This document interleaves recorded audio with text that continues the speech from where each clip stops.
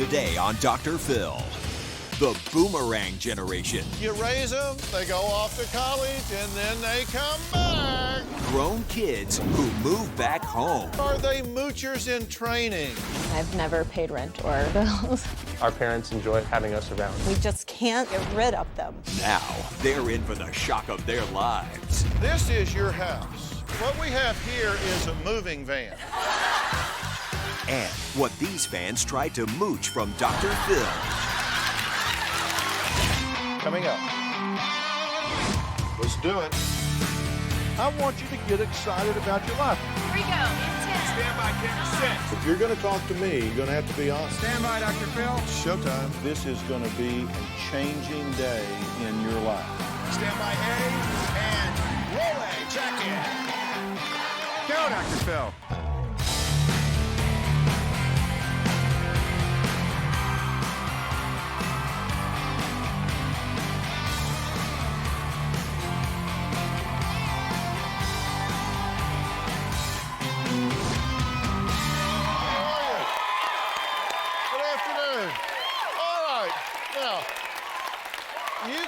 You're going to know what I'm talking about. They're called the boomerang generation.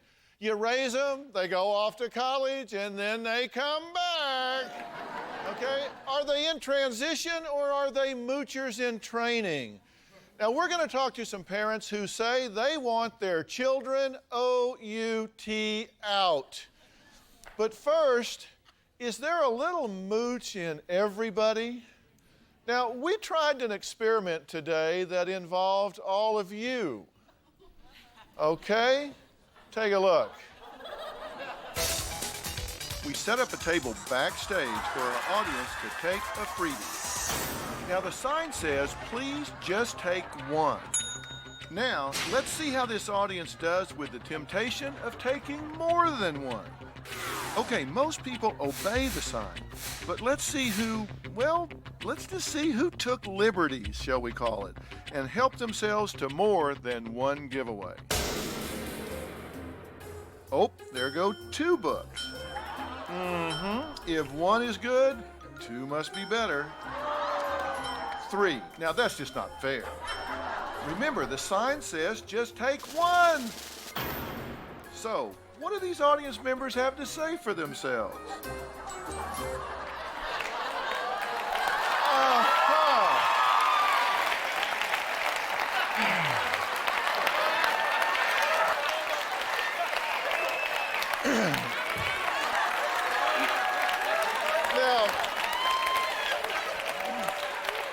Now, that would be Esther, right? So, would we just be safe to say that you just really like me, right? Yes, I do. So you took more than one thing. 2 subjects. Oh, 2 different subjects. So just 1 per subject. Okay. All right. And Patty? Yes. Let's see. You took 2 books and a video, right? Yeah. So why do you need 2 books if you can't read? Because if you could read, it just said 1, right? Thought you meant one of each. And Heather, you have a shirt because you needed something to wear while you read the book, yeah. Right? I mean, when we see something that says free, don't we all kind of do that? We just decide, it's okay. I mean, y'all didn't do anything that anybody else doesn't do time to time. We just caught you. So, and I'm flattered, actually, so don't. What the rest of you think? You just took 1 thing? What's up? No. All right, Sharon and her husband say it's bad enough having 1 freeloading child, but multiply that times 3, and there's going to be some serious trouble. Now, there's 13, count them, 13 people living under 1 roof. Wow. Take a look. Welcome to our home, Dr. Phil. We have a house full of moochers. We have 3 grown-up kids, and we just can't seem to get rid of them.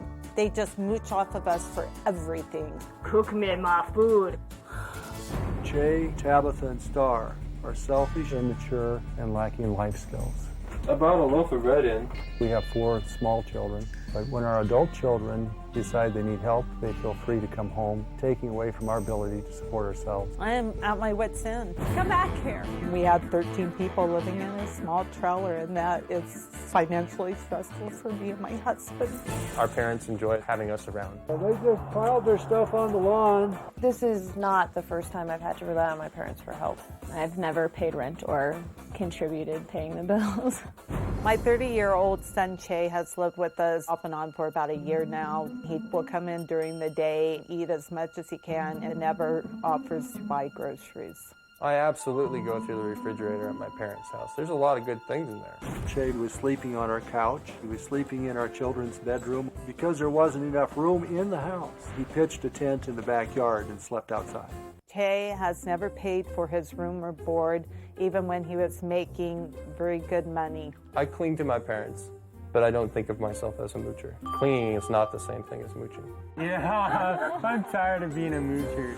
I'm right on it. When my 24-year-old daughter Tabitha moved back home with her husband and 2 kids, I said, oh boy, we're already crowded, but they have to have a place to live. Do you want to help me clean up the restrooms? My chores to look pretty.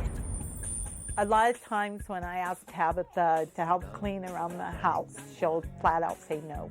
I don't even know if everyone knows that the chore list is on the fridge. I knew it was on the fridge, I just never read it. I complain because there are a lot of other people that live in this house and no one else is doing anything. Tabitha will only agree to watch the children if we pay her or make it worth her while in some other way. I feel that they should pay me to babysit the little kids sometimes. We're paying for their heat, their electric, their showers, their laundry. It's amazing to me that she just doesn't pitch in. Why do I have you again? At least I'm not the one sitting around playing video games all day like my older brother. My daughter Star has also moved back with us recently. This time, she brought her new husband Gus with her. I really don't think that right now I'm mooching off my parents. I expect my parents to help us out because I know that they love us. I told Star no cats allowed, but they ended up here as well. It feels weird having people sleep in my living room and not pitching in. I do chores when I want to. And trying to maintain the cleanliness of the house. When's the last time you vacuumed? If I'm expected to do too many chores, I get very depressed and I'll just sit there. I would say that I'm a spoiled brat. Our landlord came to us and started the eviction process. We are struggling because of them. Dr. Phil, this is totally out of control. How can we get our mooching kids out of our house once and for all without feeling guilty? Okay, now I've got some questions for you guys, but now this is Cher and Byron, you're the parents, yes. And I'm going to get to you guys in a minute in a really big way, okay? But what's up with you guys? You said that you think they owe it to you to take care of you? Well, I think as parents, they can't really not take care of us if we need it. Really? Now, you're 21, 24, and 30, and you're all intermittently living with, living on, eating from, dealing with your parents. What do you think about it? I disagree. Like, it's not that we're just eating their food. I help pay for food there. And I do babysit for them without always being paid for it. You know, they never take care of my kids either, so whatever. Okay, where do you live? At their house. It's not like you're making it out to be. Well, straighten it out, because I want to know. Because what we want to do is deal with what's really going on. So how are they making it out to be wrong? Any of y'all? It's not really being made out to be wrong at all. I mean, some of the stuff that was said in there is probably a little bit hurtful. I mean, a lot of it's true. I mean, we have come back, all of us kids. Most of us kids have come back at one point or another and have lived with our parents. Okay, you have 13 people living in or around one very small dwelling to the point that you're getting evicted, right? They've come to you and said what, Byron? What have they said? Basically said that we had 3 days to get them out. But do y'all think you should live somewhere else? Yeah, I totally want to be somewhere else. I don't think any of us want to live at home. You don't want to live at home? No. But yet you do. I've lived at that house for 2.5 weeks. Okay, which is your third time to move back in since you were 18. Right. The biggest problem is we keep coming back. We have trouble staying on our feet. Like, we don't want to be there, but we don't know how to stay on our feet. Tabitha, you can straighten us out on this because you think this is mischaracterized by what your parents are saying. You don't want to be there, but yet you believe that they owe it to you to provide you food and housing, I assume, at least until you're 30, well, based on results.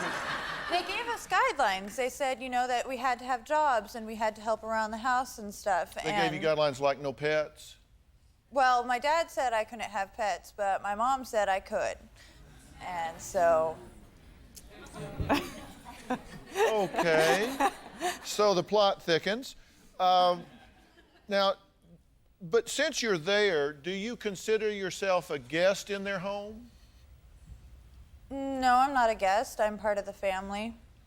So do you help out? I haven't lately.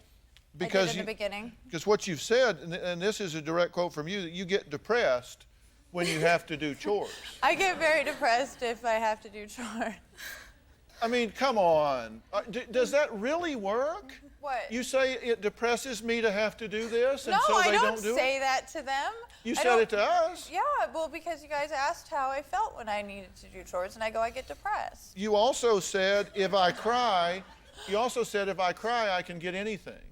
Yeah, when I was a kid, if I cried, I could get anything I wanted. And now I'm an adult, and I cry, and I get anything I want. Okay, yeah, this is way out of context. Byron and Cher say they'll do whatever I want them to do to get their 3 kids out of the house. Now, we're going to see if they'll keep their word when we come back.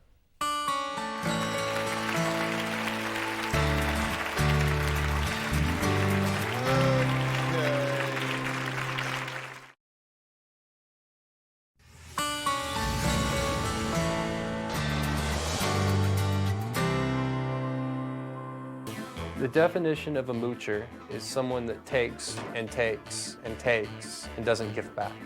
Right now, I feel like I'm self-sufficient. Rather than contributing to the bills, we're just trying to save money for our own place. My parents are absolutely notorious for letting people take advantage of them and their generosity. Okay, we're talking about a new generation of moochers, boomerangers. Now, these are kids that move in and out with mom and dad, not just once or twice, but for as long as it takes them to get their lives together. Now, Byron says it was just Cher and their 4 little ones when they first moved into their home.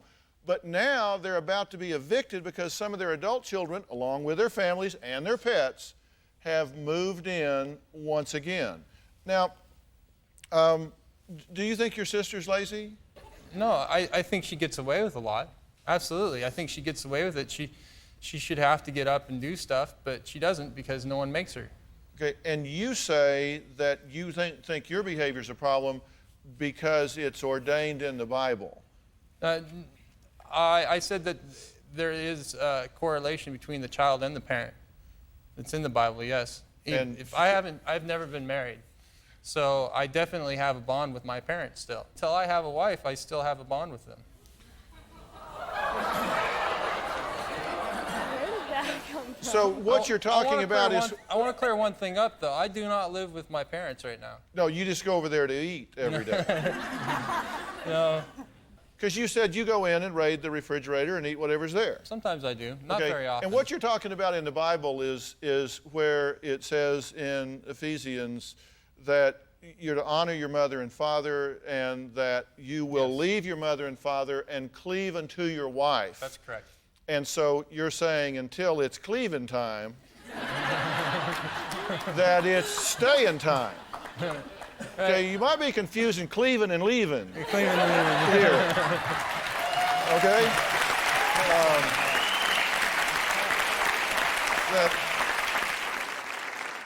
And you think that this is okay to be there? No, Why did you go back? because we lost our house and we didn't have anywhere else to go. Okay, what would you do if your parents just like lived in a one-room studio apartment? This could be a good idea. And I'd live someplace else. I, You got it. Okay. And you think that your basic chore is what? I'm supposed to clean the living room. That's my chore. So. Do you do that? Yes, I do. Not every day, but I do it. Yeah. But y'all don't much like this chore chart that your mom made up. I didn't even read it until they pointed it out. Hey, I would like to make a point, though. My dad also said he hadn't even read it, and his name's on there, too.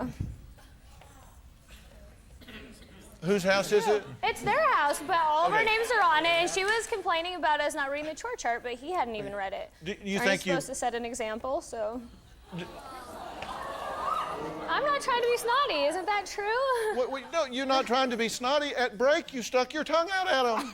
I was teasing. I know, but that's not something that 24-year-old people usually do. I don't know. Now, you have 4 little ones at home that are entitled to be there.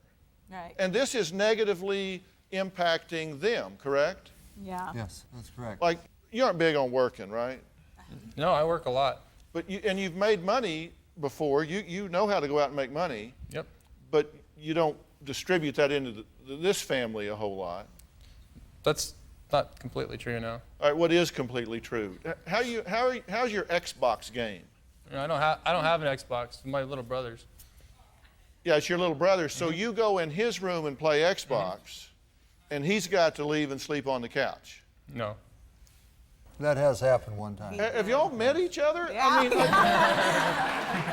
I mean, seriously. I mean, what I'm trying to do is we're trying to figure out a solution here. Are your parents bad about lying, or do they just see things differently? They see things differently than we do.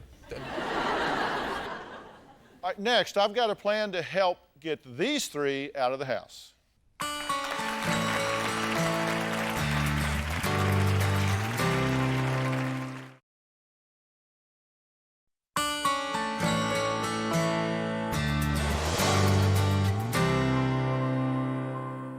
We're talking to 3 adult children who are still living with their parents. Now, you guys said you would do anything that I wanted you to do Right. to help solve this problem. Yeah. Right? Okay, then here's what we want to do. Can I have the satellite feed up? This is your house, correct? Yeah.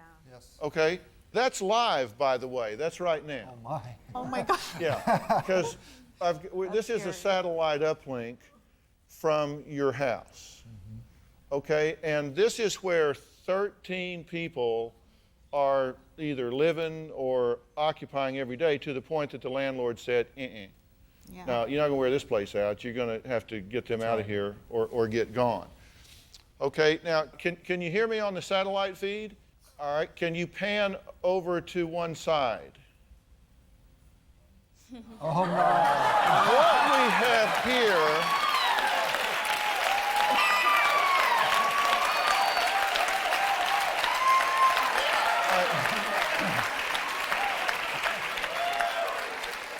What we have here, hi guys, what we have here is a moving van, okay, and these are movers.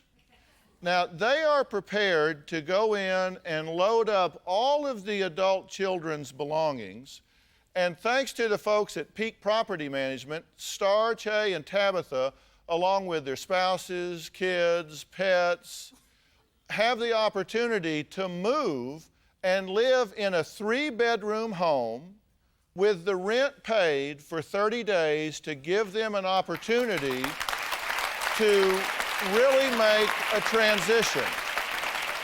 Now, I can't tell these guys to do this. I mean, that's up to y'all if you want to do it. And to put these guys on the street, I think, is a wrong thing to do, because you've basically enabled them. You've basically set them up for this, okay? So to then just say, pull the rug out from under them and say, okay, you got to go, is not a good plan. So that's why we have arranged for them a house that's actually bigger than the one you're in, for them to live in for a period of time to make a plan, and maybe they can co-op and live there together. But that's up to y'all. So what do you want to do? Well, I think if they have a place to live where they're safe, they have a roof over their head, that, you know, I think they should take advantage of it. What do you guys think about this? What do you guys think about this? I think it's a wonderful idea, and I think it'll help my parents a lot. I think if they don't want us around anymore, they certainly did. We went to drastic measures. Okay, you know? What do you think? Sure, whatever. You don't like the idea. You don't want to live on your own, in your own house. No, I want to live on my own in my own house. I don't want to live with Che and Star. I want my own house. It's up to you guys. I've got Lux Transfer and Storage there, but you've got to decide. And if you're just going to turn around and move them back in 30 days, then don't even bother to do it. I'll just send these guys home. Cher, what do you say? I say if they have a place to go, let them go. This is a transition out. I think they can make it on their own from there. You think they can make it out? All right. All right, so it's your house, so you need to tell the movers to start moving. You movers, if you know what's theirs, load it up. All right. Now, okay. Now, we're going to check in later to see how the movers are doing and to make sure they get everything moved to their new temporary home. But up next, the parents say they don't know if they can resist taking their children back. So I'm going to talk about why we need to do this and what needs to happen when we come back.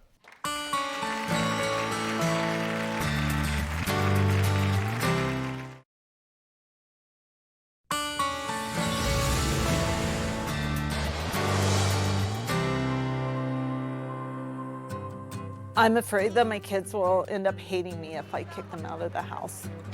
We want to help our children overcome obstacles and barriers in their life, but we just don't want them to be living with us forever. I would like to see Che, Tabitha, and Star step up to the plate and help us. We've been talking about a new phenomenon, boomeranging. They move back home time and time again, expecting mom and dad to pay their bills until they get their lives together. Now, Byron and Cher want their children to move out once and for all because they keep coming back. Now, before the show, they didn't have the heart to do it. But I think they're feeling better about that because there's an alternative. There's a place to go. So we'll take a look and see how the movers are doing. Here we go. Bring it out. Gotcha. All right. We'll keep track of those guys. Now, Mom and Dad, tell me why you think you've got a situation where 13 people are just intensely involved in this small area. My viewpoint, I think we always have offered unconditional love to our children. We're a tight family. We care about what happens to each other. Okay, Cher, why do you think they're this way? Ever since we've been married, we've taken in foster kids, we've taken in people that haven't had anywhere to go, and they've seen it. So when they got older, you know, I guess we enabled them, just like you said. We allowed them anytime they needed a place to come in. Okay, and every one of you have said you know that they won't say no. True? Yeah, that's Very true. Okay. Do you really think that's helping them? Probably not. In the long run, it's not. But you see, necessity is the mother of invention. And if they don't have to, then they don't. You've all said, why do you do it? Because it's comfortable. I would agree with you on that because I was given till the 15th of last month to move out, and since then I've been better suited. I've been happier. I haven't been relying on my family. Well, there's two kinds of needs that I have. One are emotional needs and one are physical needs. They took care of both for me, and so why would I want to leave if they made me feel comfortable? Do you hear what he's saying? Yeah. I mean, and you've got to understand, your job, when we talk about loving our children, loving them means preparing them. And what you're doing, if you allow them to not require more of themselves, then they don't require more of themselves, so they're not progressing. Well, I have a, in Tabitha's situation, ask her what she would have done had she not moved into our home when they lost their house. What would you have done if you hadn't moved into their home? I don't know.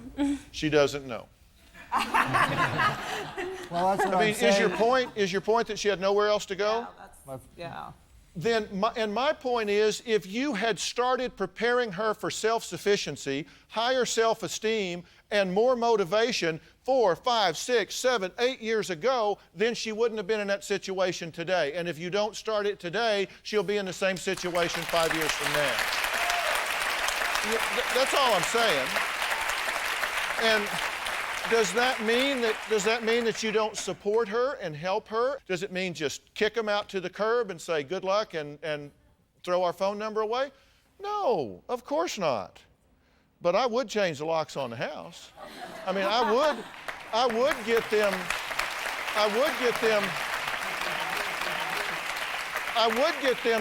would get them somewhere else, and I would help them get jobs. I would do everything I could to help them get up and running and self-sufficient, because won't you guys feel so much better when you are totally self-sufficient and running your own life? You don't like living with 11 or 12 other people, do you, Tabitha? No. But don't misinterpret help as enablement. That's not help. That's absolutely not help, okay? Okay. All right? All right. And in the meantime, be appreciative of your parents. I mean, don't go backstage and say, what a couple of jerks. I mean, they've been feeding you, clothing you, housing you, and now they're helping you get on your own 2 feet. All right, coming up, a 36-year-old woman who's still living with her parents. And she says that she just can't stop. We'll be back.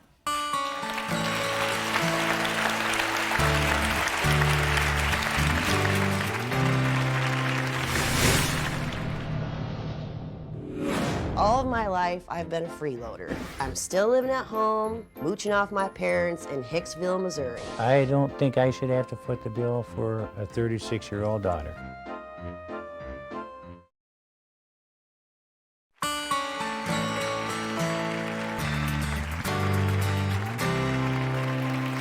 We all know being a parent is not easy, but today's guests say it's even harder when their adult children keep moving back home, ask for money every time they find themselves in a financial bind, needing help, needing support. Now, Kirsten says for the last 18 years, she's needed her family to take care of her. And all these years, she's had a hard time figuring out why. What are you spending your money on? I don't know. Gas, Gas? paying you back. I am a 36-year-old, intelligent college graduate, but I'm still living at home, mooching off my parents in Hicksville, Missouri. She moved back home a year ago. We told her that the rent would be $100 per month. $100 isn't even enough to cover the actual expenses. I am currently working as a waitress. I'm making about $200 a week. That's poverty level. She's not contributing. The rent hasn't been paid. Did she give you any money tonight when she came home? No, she said she didn't make enough. We buy all the groceries. We pay the utility bills. Maybe there's something else out there you can find. Hope so. Her mooching is just dragging me down. All of my life, I've been a freeloader. I expect to get my way and be taken care of. So this stuff I bought for us, so don't be taking any of it. Okay. I have to mooch off my parents to survive. I owe $40,000 in student loans. I've loaned my sister money for car payments and to fix the clutch on her car. I don't have any more money to give her, so now she's asking my sister Jill. I get tired of loaning Kirsten money and never seeing a red cent of it back. She needs a big kick in the rear. Totally, this is what she owes me. Here she comes again. What are you two doing? My mom and my sisters all have checks that I have written that I told them to please hold until it was okay to cash them. But you gotta wait until tomorrow afternoon to put it in, so I make sure my... We'll be good tomorrow. Yeah. My mom has a check dating back to sometime in 1990. I really don't want to stay here anymore, so I'm going to move out. Kirsten's been saying for months that she's moving out, but I'm not buying it. If Kirsten moves out, she'll be either calling back for more money or coming back. Is that I'm afraid that when she gets her first Social Security check, it's going to have the same address as mine. I sure wish luck would change for me, though, one of these days. Dr. Phil, can you show me how to use my brain, get a real job, and stop mooching off of others? Okay, why do you think you do this? Honestly, I don't know. It's just been such a habit for the last 18 years. I don't know. Okay, so what you're saying is you have a mindset that just doesn't go anywhere else. It's just part of your world that I just live with my parents. Do you have trouble seeing yourself off by yourself, living by yourself, taking care of yourself, doing what you do? No, actually, I've only been with my parents for the last 11 months. Right. It's just ever since I've gone to college, I've never been able to catch up. So I'm always borrowing money. I just can't. Yeah, and in all of this time, it's always been relying on them or your sisters, somebody to help you make ends meet. Do you have trouble telling yourself no? I mean, living beyond your means? I don't think I necessarily live beyond my means. I just can't find the right job. Okay, let's get because I just can't seem to get definitions right with some of these folks. Are you spending more money than you're making? Yes, because I have too many bills. So yeah. Would that be living beyond your means? Well, I guess so, but I'm not like a shopaholic or anything. I mean. Okay, but you make this much, and you spend this much. Trying to catch up, yeah. Yeah, and this part would be beyond your means, which are this part. I guess, I mean, yeah. That's what I'm trying to figure out, because you gotta analyze the problem, is what I'm saying. What do you guys think, Mom and Dad? What's your take on this? She just can't seem to make enough money to take care of what she needs. For example, when she moves away from home, she never makes enough to pay her rent or her car payments or her insurance on her car, or I guess that's three important things. You know, she's just doesn't make enough to make those payments. Yeah. So, do you make yours? Yes, barely. Yeah. You know. Yeah, because you got some drains. Do Right. you all pay your way and pay your bills and all that? Okay. Now, Kirsten says she wants to get to the root of her problem once and for all, and I think I have a real clear view of this and a real clear view of what the solution is. And I'm going to talk about that when we come back.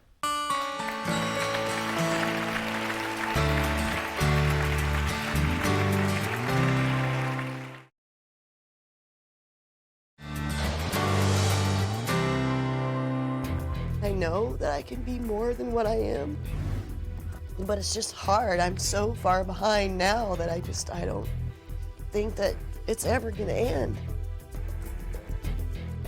Now, Kirsten is 36 and has a great education, but she says that she's living with her parents, can't seem to make ends meet, and she claims she's going to move out of her parents' guest house because they treat her like a child.